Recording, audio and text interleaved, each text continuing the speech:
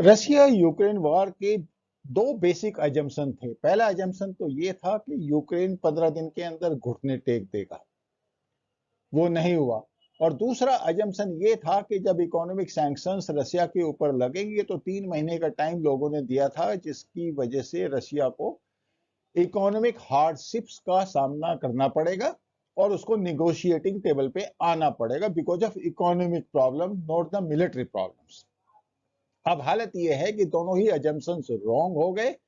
रसिया economically पूरा sound खड़ा है, लेकिन मिलिटरीली अपने आप में प्रॉब्लम है, स्पेशली खैरसोन के विड्रॉल के बाद। जहां तक यूक्रेन की बात है, सब सोच रहे थे कि वो कैपिचुलेट कर जाएगा, स्टैंडिंग फाइटिंग ब्रेवली।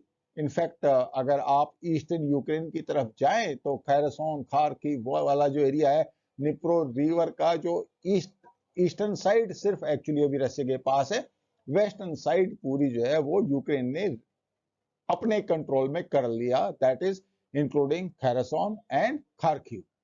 पूरी जो वो जो फ्रंट लाइन है वो क्लियर है, निप्रो रिवर के इस तरफ रशिया है और इस तरफ यूक्रेन है।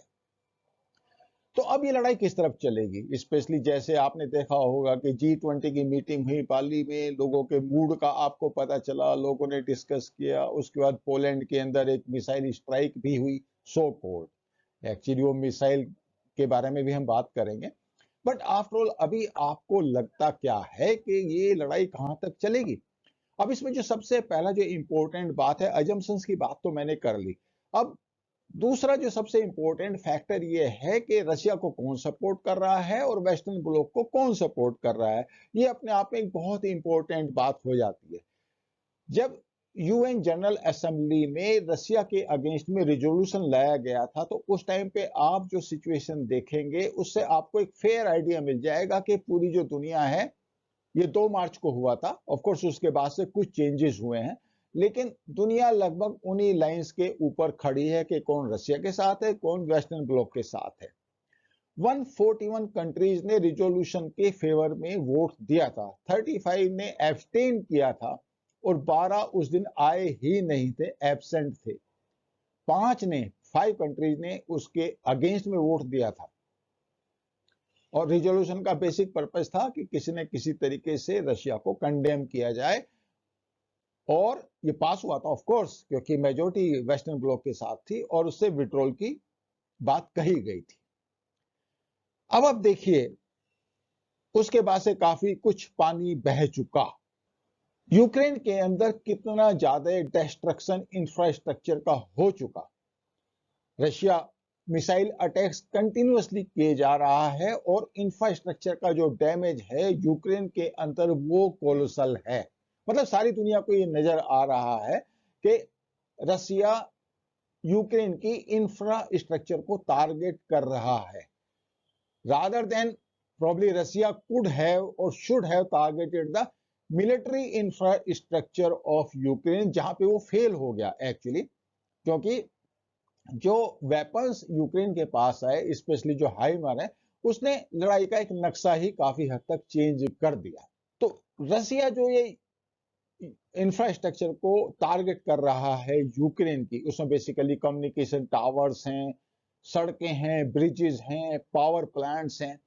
तो आप समझ सकते हैं, जैसे चेचनिया में हुआ था, ग्रोंजी में जो हुआ था, तो लगभग ऐसा ही लगता है कि रसिया लगभग उसी लाइन पे है कि पूरी इंफ्रास्ट्रक्चर को तबाह कर दिया जाए और यूक्रेन पे को कैपिचुलेट होने के लिए मजबूर किया जाए और फिर निगोशिएशन किए जाए। और निगोशिएशन का मतलब क्या है कि बेसिकली रशियन टर्म्स को एक्सेप्ट किया जाए।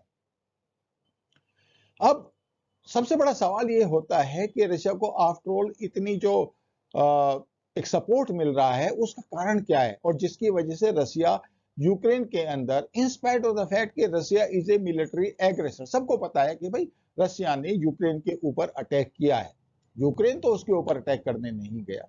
What ever may be the reason, Russia के प्रोवोकेशन के कोई भी रीजन हो, मगर आप इंटरनेशनल लॉ के अगेंस्ट में नहीं जा सकते कि आप दूसरे कंट्री की टेरिटरी को कैप्चर करें, ये पॉसिबल नहीं है।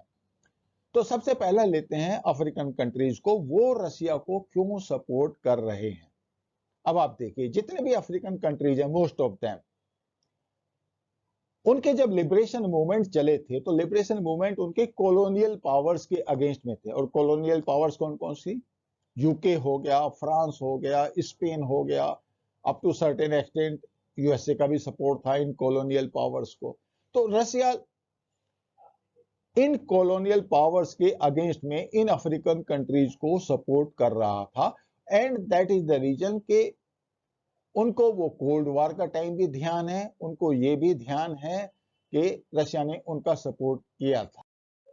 अब अगर आपको ये पूरी कहानी समझनी है तो सपोर्ट की तो एक बात होगी कि इंटरनेशनल एरिना में रशिया को कौन कौन सपोर्ट कर रहे हैं, लेकिन उससे पहले मैं आपको चाइना, यूएसए और रशिया की एक्सिस की तरफ लेके जाना चाहता हूं, बिकॉज ये अपने आप में बहुत इंपॉर्टेंट है। जब आप देखिए, रशिया और चाइना दोनों कम्युनिस्ट नेशन थे, लेकिन उसके बावजूद भी यूएसए इस बात में सक्सेसफुल रहा कि उसने रशिया के अगेंस्ट में चाइना को खड़ा किया। प्रॉब्ली थिंकिंग ये थी कि जब चाइना एक इकोनॉमिक पावर बन जाएगा तो वो एक तरीके से यूएसए की तरह या वेस्टर्न ब्लॉक की तरह या किसी कैपिटलिस्ट कंट्री या सोसाइटी की तरह सोचेगा। अब ऐसा नहीं हुआ, that is all together a different issue. और ऐसा नहीं हुआ, इसीलिए आज ये सिचुएशन देखने को आ रही है कि जो चाइना है वो rather than causing up with USA, जिसके ऊपर वो इकोनॉमिकली एक्चुअली म्यूचुअल डिपेंडेंस है बट काफी हद तक डिपेंडेंस है, चाइना रशिया के साथ खड़ा है। मतलब अलाइनमेंट विदाउट एनी लिमिट्स, वो सब तरीके से ये अलाइनमेंट डिफाइन किया गया है। अब ये 2 वर्सेस 1 हो गया। अगर आप उस तरीके से देखें तो चाइना और रशिया एक तरफ और यूएसए एक तरफ। एंड चाइना और रशिया का जो ओवर्ट इंटेंशन लगता है, वो इंटेंशन क्या लगता है? वो इंटेंशन ये लगता है कि किसी न किसी तरीके से जो इंटरनेशनल ऑर्डर है उसको चेंज किया जाए। चाइना का रशिया के साथ अलाइनमेंट तो है, मगर वो अलाइनमेंट कितना है, ये एक देखने वाली बात है। यानी कि it is a limited alignment as per the so many international observers. और उसके अपने रीजन, रीजन क्या है? सबसे पहले रीजन तो ये है कि ये जो लड़ाई जैसे लंबी खिंची है तो इसकी वजह से इस अलाइनमेंट में there is a crisis. China को क्या चाहिए? China has got a aspiration to be globally super power number 1। China wishes to replace USA, as simple as that. अगर उसको यूएसए को रिप्लेस करना है तो क्या बहुत जरूरी है कि उसकी इकोनॉमी आगे बढ़ती रहे, जो ग्रोथ उसकी चल रही है। इनफैक्ट अभी तो ग्रोथ के डाटा भी उसके लेटेस्ट क्वार्टर के नहीं आए और काफी लोगों को डाउटफुल है कि ग्रोथ एक्चुअल में कितनी हो रही है। कोविड फैक्टर है, बाकी बहुत सारे फैक्टर्स हैं। लोगों का चाइना में जो फेथ है या जो ट्रस्ट था वो भी खत्म हो गया कोविड की वजह से। तो अब जो उनका सबसे बड़ा इंपॉर्टेंट फैक्टर ये है कि उनकी इकोनॉमी ग्रो करती रहे और उनकी मिलिट्री पावर बढ़ती रहे। और जब तक वो इस पोजीशन में ना आ जाएं कि वो एक अनडिस्प्यूटेड सुपर पावर बन जाएं, तब तक वो किसी तरह के कॉन्फ्लिक्ट का सपोर्ट नहीं कर सकते। अब उस हालत में चाइना को एक्चुअली ग्लोबल स्टेबिलिटी चाहिए। ये जो लड़ाई है अगर ये ज्यादा खिंचती है तो पूरा वर्ल्ड अनस्टेबल हो जाएगा, वो चाइना के फेवर में नहीं रहेगा, क्योंकि उस हालत में जो इंटरनेशनल ओपिनियन है वो चाइना के अगेंस्ट में भी जाएगा, because it is supporting Russia.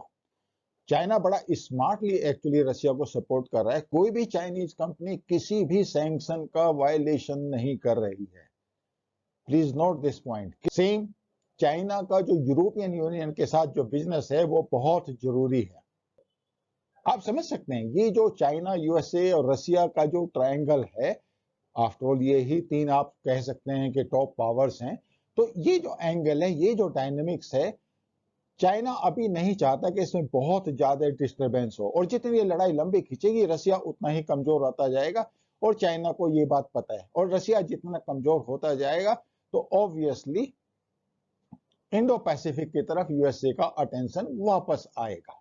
USSR के जो नेशंस थे जो वहां से आए हैं निकल के, they are also looking at Russia with suspicion. क्योंकि जैसे यूक्रेन पे किया तो कल की डेट में कजाकिस्तान पे भी कर सकता है, या और सारे बॉर्डर स्टेट्स हैं। तो एक्सेप्ट बेलारूस, सारे जितने भी ये कंट्रीज हैं वो रशिया को एक सस्पिशन की नजर से देख रहे हैं। चाइना का सेंट्रल एशिया में अपना एक वेस्टेड इंटरेस्ट है। इनफैक्ट अगर आपको ध्यान हो तो लेटेस्ट में चाइना के जो प्रेसिडेंट हैं वो कजाकिस्तान में भी गए थे, बिकॉज चाइना और कजाकिस्तान कोजिंग अप कर रहे हैं, और वो जो कोजिंग अप है काफी हद तक रशिया के अगेंस्ट में देखा जा रहा है। इंडिया उसके इकोनॉमिक और बेसिकली मिलिट्री रीजन है जिसकी वजह से वो पुतिन के साथ है, लेकिन आपने देखा होगा कि इंडिया का जो बिहेवियर है या जो कंडक्ट है इंटरनेशनल डिप्लोमेसी में काफी हद तक वो सेल्फ इंटरेस्ट की तरफ है, वो किसी भी पावर का होगा। और वेस्टर्न ब्लॉक ये बात अच्छी तरह समझता है कि जो इंडिया है उसके अपने कंपल्सन्स हैं, बट साइमल्टेनियसली इंडिया ने कहीं जगह पे रशिया को सपोर्ट नहीं किया, and which has appreciated by western block. अब आप देखिए मिडिल ईस्ट की तरफ आते हैं जहां पे सऊदी अरबिया बहुत ही मेजर प्लेयर है। सऊदी अरबिया अलायंस पार्टनर है यूएसए का, सबको पता है ये बात। ट्रंप के जमाने में अच्छी खासी रिलेशनशिप थी, अभी वो रिलेशनशिप डेमोक्रेट्स यानी कि बिडेन के साथ में जो सऊदी अरबिया की जो रिलेशनशिप है वो बहुत स्ट्रॉन्ग रिलेशनशिप एटलीस्ट ओवरटली नहीं लग रही है। यस, ये बिल्कुल सही बात है कि दोनों के जो इंटरेस्ट हैं वो पेट्रोल प्राइसिंग के बारे में काफी हद तक अलग अलग जा रहे हैं। जो ओपेक है उसने जो पेट्रोल प्रोडक्शन है वो कम किया है, और यूएसए ने कहा था कि आप इसको कम ना करें, तो उसकी वजह से ऑब्वियसली बिडेन काफी हद तक नाराज भी हुए और उन्होंने कहा कि इसके कॉन्सिक्वेंसेस भी होंगे। एक दूसरी प्रॉब्लम टर्की की है जो कि नाटो का मेंबर है लेकिन यूरोपियन यूनियन का मेंबर नहीं, जिसकी उसने बहुत कोशिश कर ली लेकिन अभी तक वो सक्सेसफुल नहीं हुआ। टर्की एक ज्योग्राफिकली बहुत ही इंपॉर्टेंट सी पोजीशन पे है, तो राइट नाउ यूक्रेन को वो ड्रोन दे रहा है और साथ में जो उसका ग्रेन का जो ट्रांसशिपमेंट है ब्लैक सी के थ्रू उसको भी अलाउ कर रहा है, रशिया से नेगोशिएट भी कर रहा है, और एक मिडिल मैन या इंपोर्टेंट निगोशिएटर की भूमिका निभा रहा है। इसमें कोई डाउट वाली बात नहीं। इनफैक्ट इस लड़ाई में सबसे बड़ा रोल अगर कोई प्ले कर रहा है, as a neutral, so called neutral, business अपनी जगह, यूक्रेन को बैरक्टर देना, ड्रोन्स की मैं बात कर रहा हूं, वो देना एक बात है, और रशिया के साथ अपने ट्रेड को प्रोटेक्ट करना वो दूसरी बात है। तो वो इंडिपेंडेंटली इन चीजों को हैंडल कर रहा है, और काफी लोग उसका एक बढ़ा हुआ रोल इस लड़ाई के बाद देखते हैं।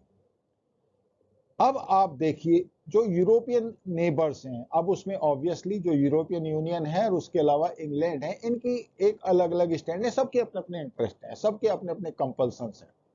जो बाल्टिक नेशंस हैं उनकी क्या इच्छा है, और जो यूरोपियन कंट्रीज की अगर बात करें तो यूके का तो क्लियर है कि हार्ड लाइनर है, और बाल्टिक्स भी हार्ड लाइनर है।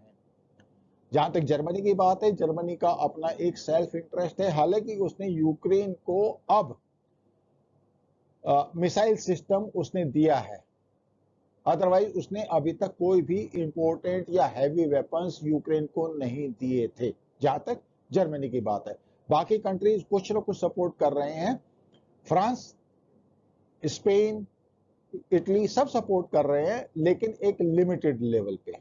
मेजर सपोर्ट जो है वो यूएसए से ही आ रहा है। जो बाल्टिक्स हैं, अब बाल्टिक्स का बिल्कुल क्लियर है कि अभी यूक्रेन पे उसने अटैक किया रशिया ने, कल को वो हमारे ऊपर करेगा। उनकी जहां तक परसेप्शन की बात है वो लगभग इसी तरीके के सा है। तो वो ये चाहते हैं कि किसी न किसी तरीके से रशिया को मिलिटरीली डिफीट किया जाए। Let Russia should not be successful in Ukraine. अगर वो यूक्रेन में सक्सेसफुल हो गया तो उस हालत में एक रास्ता खुल जाएगा रशिया के लिए, और आगे भी वो बाकी कंट्रीज को भी थ्रेटन करेगा। अब इस पूरे प्रकरण में दो कंट्रीज हैं जो अपने आप में बड़े इंपॉर्टेंट हैं गेम के रिजल्ट को डिसाइड करने में। अब इसमें सबसे पहले तो इसराइल और दूसरा ईरान। ईरान ने रशिया का बिल्कुल टोटल सपोर्ट किया है। जो सुसाइड ड्रोन्स जिनको कामिकोजी बोलते हैं वो बेसिकली ईरान के बने हुए हैं। ऑलमोस्ट 2000 वो दे चुका, उसमें से करीब 1200 डिस्ट्रॉय भी हो चुके, 800 उसके पास हैं और 2000 का एक ऑर्डर अभी पेंडिंग है। आप समझ सकते हैं, एक ईरान जैसी मिडिल लेवल या लो मिडिल लेवल पावर एक सुपर पावर को सपोर्ट कर रही है उसके वॉर के एफर्ट के लिए। तो ये तो एक फैक्टर हो गया। अब एक दूसरा प्लेयर जो इजराइल, इजराइल और ईरान का आपको पता है, इजराइल के पास वो टेक्नोलॉजी है, specially anti missile technology, Iron Dome की मैं बात कर रहा हूं, या उसके अलावा और भी टेक्नोलॉजी उसके पास है, ये एंटी मिसाइल स्पेसिफिक हैं। अगर ये टेक्नोलॉजी यूक्रेन के पास आ जाती है तो उस हालत में जो रशियन मिसाइल्स हैं या रशियन ऑफेंसिव एक्शन ड्रोन्स की थ्रू लेता है तो उसका काउंटर यूक्रेन आराम से कर सकता है। लेकिन इसमें प्रॉब्लम क्या है, इजराइल और रशिया के बीच में सीरिया को लेकर एक अनऑफिशियल एग्रीमेंट है, इनफॉर्मल एग्रीमेंट है। अगर इजराइल यूक्रेन को वेपन सप्लाई करता है तो वो एग्रीमेंट खतरे में पड़ता है, और शायद इजराइल एज ओ नाउ ये नहीं चाहता। और इसलिए आपने कई बार देखा होगा कि यूक्रेन के प्रेसिडेंट के जो स्टेटमेंट आते हैं वो प्रो इजराइल नहीं आते।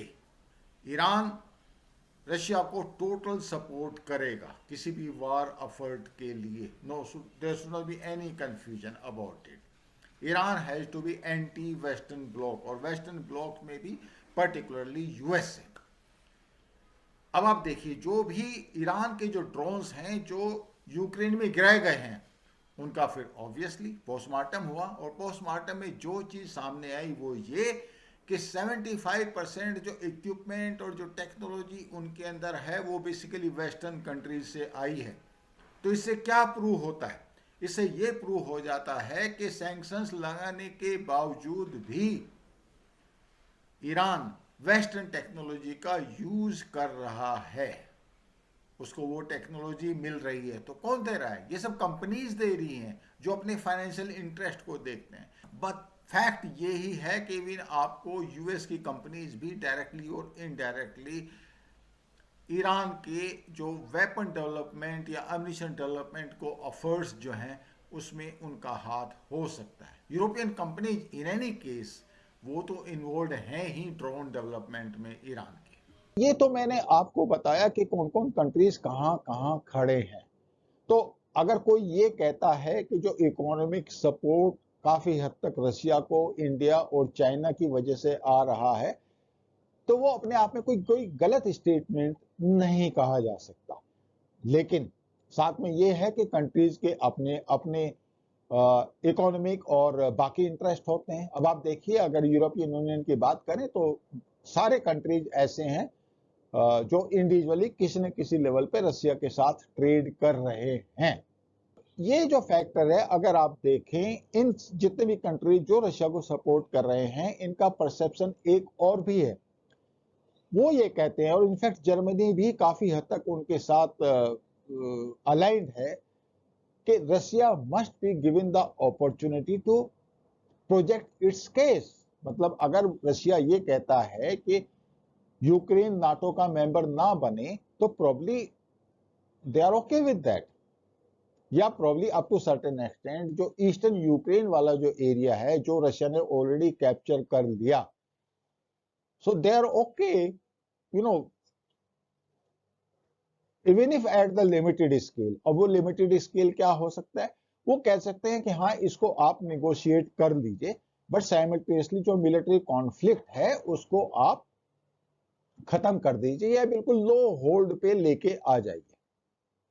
साथ में अगर आप G20 का डिक्लेरेशन देखें तो उन्होंने कहा था कि इंटरनेशनल जो लॉ है that must be abided, that is number one. जो यूएन जनरल असेंबली का जो रिजोल्यूशन था 2 मार्च का, उन्होंने कहा कि that stands and that is every party must respect that.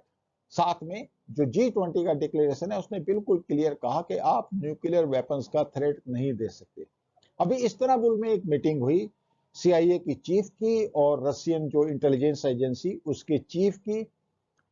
Obviously उन्होंने जो डिस्कस किया होगा वो डिस्कस यही किया होगा कि अभी जो ग्राउंड पोजीशन है उस ग्राउंड पोजीशन में कितना अल्टरेशन पॉसिबल है, रसिया क्या चाहता है और यूक्रेन क्या चाहता है। लेकिन जो ओवर्टली उन्होंने बताया वो ये बताया कि हमने बताया रशिया को कि आप न्यूक्लियर वेपन्स का अगर यूज करेंगे तो उसके कॉन्सिक्वेंसेस होंगे। अब एक पक्ष और भी आ जाता है। अब आप देखिए, ये तो ठीक है, सबको पता है कि हाँ ग्राउंड पोजीशन क्या है, कौन से वेपन, कौन कंट्रीज वेपन सप्लाई कर रहा, कौन से वेपन सप्लाई कर रहा है। तो लिटरली अगर आप देखो काफी हद तक जो नाटो कंट्रीज है वो यूक्रेन को सपोर्ट कर रहे हैं, ट्रेनिंग में, ह्यूमन रिसोर्सेज में, मर्सिनरीज आ रहे हैं, वेपन्स आ रहे हैं। नाटो कंट्रीज या इवन यूएसए बहुत एडवांस्ड वेपन्स नहीं दे रहे। अगर वेपन्स दे भी रहे हैं तो एमिनिशन एडवांस नहीं दे रहे। जैसे हाइमर्स का ही आप केस ले लें, क्योंकि हाइमर्स की जो अगर आप टॉप क्लास एमिनिशन का लेके आएंगे तो उसकी रेंज आपको मिलेगी लगभग 300 किलोमीटर, जो कि यूक्रेन को ये कैपेबिलिटी दे देगा कि वो इवन रशिया के अंदर वो फायर कर सके, दैट सॉर्ट ऑफ। तो सब अभी अभी तक ये लिमिटेड स्केल पे एक्चुअली यूक्रेन को सपोर्ट कर रहे हैं। और इसकी वजह से इस पर्टिकुलर इंसिडेंट में मिसाइल स्ट्राइक जो पोलैंड के अंदर हुआ है उसके बारे में बात कर रहा हूं। इस पर्टिकुलर इंसिडेंट को लेके इंटरनेशनल लेवल पे या जो कंट्रीज रशिया को सपोर्ट कर रहे हैं उनके लेवल पे एक परसेप्शन जरूर आता है कि जो वेस्टर्न मीडिया है वो काफी हद तक मिसगाइड करता है। अब वो आपको पता ही है कि कैसे इंटेंशंस होते हैं। जो पोलैंड के अंदर जो मिसाइल लैंड की जिसमें 2 एक्चुअली लोग मारे गए, वो बेसिकली एक यूक्रेन की मिसाइल थी, मोस्ट प्रोबेबली S-300 की मिसाइल थी। और वो मिसाइल ऑब्वियसली उन्होंने कहां फायर की, उन्होंने किसी रशियन ड्रोन पे या कोई एयरक्राफ्ट होगा या और कोई एयर टारगेट होगा उसके ऊपर उन्होंने फायर की थी। वो मिसाइल एस्ट्रे हो गई और वो लैंड कहां कर गई, पोलैंड में। लेकिन पूरा जो आप देखो, जो अगर ट्विटर पे जाओ, सोशल मीडिया पे जाओ, इवन जो G20 की मीटिंग में लोगों ने कहा कि दिस इज एस्केलेशन, क्योंकि एवरीबॉडी परसीव्ड कि रशिया ने ये मिसाइल फायर की होगी। लोगों ने तो मैप बना के दे दिए सोशल मीडिया पे कि मॉस्को के पास से इस साइड से ये मिसाइल फायर हुई और यहाँ पे लैंड हुई, और बेसिक पर्पज ये था कि पोलैंड के अंदर एस्केलेशन किया जाए लड़ाई का, या फिर पोलैंड को डराया जाए कि now probably you are threatened, और प्रॉब्ली नाटो वो जो आर्टिकल 5 है वो एक्टिवेट करे, आपस में कंसल्टेशन करे कि अब इस थ्रेट से कैसे निपटा जाएगा। बट जब ये पता चला कि ये जो मिसाइल है वो यूक्रेन के अंदर से फायर हुई है, तो ऑब्वियसली फिर तो साफ सा मतलब है कि ये जो उनका अजम्पशन था बिल्कुल ही गलत। जहां तक मीडिया डिक्लेरेशन की बात करें तो उसमें एक दो फैक्टर और भी बड़े इंपॉर्टेंट आ जाते हैं, जैसे खार्किव का जो विड्रॉल है और जो खैरसन से जो विड्रॉल हुआ है। तो वेस्टर्न मीडिया ने इसको किस तरीके से प्रोजेक्ट किया कि रशियंस जो है वो हार गए और वो इसलिए निप्रो रिवर के ईस्टर्न साइड में चले गए। No doubt tactically Russia was on defensive, तभी तो वहां से उसने विड्रॉ किया, इसमें कोई शक वाली बात नहीं है। बट पॉइंट ये है जो विड्रॉल हुआ है वो विड्रॉल कैसे हुआ। It was such a organised withdrawal कि वो कोई ऐसी आर्मी उस तरह का विड्रॉल नहीं कर सकती जो हार के कगार पे हो। यानी कि खार्किव का जो विड्रॉल हुआ उसमें एक्चुअली यूक्रेन ने काफी एग्रेसिवली परस्यू किया, और शायद उस तरीके से उनकी कुछ कैजुअलिटीज भी हुई है जो रिपोर्ट आए। तो उसके बाद जब खैरसोन में विड्रॉल हुआ तो that time they were very very careful, क्योंकि कोई भी जो विड्रॉ करती है आर्मी तो वो माइनफील्ड लगा देती है, दुनिया भर के एक्सप्लोसिव लगा देती है, तो उसमें फिर कैजुअलिटीज हो जाती है जो भी वहां पे आता है। मगर शायद जो रिपोर्ट्स हैं खार्किव में तो ऐसा हुआ कि उन्होंने काफी माइनफील्ड ले किए हुए थे, बूबी ट्रैप्स थे, जिसकी वजह से यूक्रेन की कैजुअलिटी हुई। खैरसोन में इस तरह की कोई सिचुएशन नहीं हुई। तो अब सोचने वाली बात यह है कि अगर निगोशिएटिंग टेबल पे आना है तो अब कहां, आप क्या सोचते हैं, आपका क्या एजम्पशन है कि रशिया जो ग्राउंड पोजीशन उसने होल्ड की हुई है उस पोजीशन को वो छोड़ सकता है। मेरा जो असेसमेंट है वो ये है कि रसिया एज ऑन नाउ जो निप्रो रिवर का इस तरफ का जो एरिया है ईस्टर्न साइड का वो होल्ड करेगा, निप्रो रिवर के ऊपर एक डिफेंसिव लाइन लेगा, नो डाउट अबाउट दैट। जहां तक मीडिया की बात करें आप या ट्विटर की बात करें तो आपको ऐसे भी ट्वीट्स मिल जाएंगे जिसमें लोग ये कहेंगे कि यूक्रेन की जो फोर्सेज हैं उन्होंने निप्रो रिवर को क्रॉस करके और रशियन पोजिशंस पे अटैक कर दिया, which is actually not true.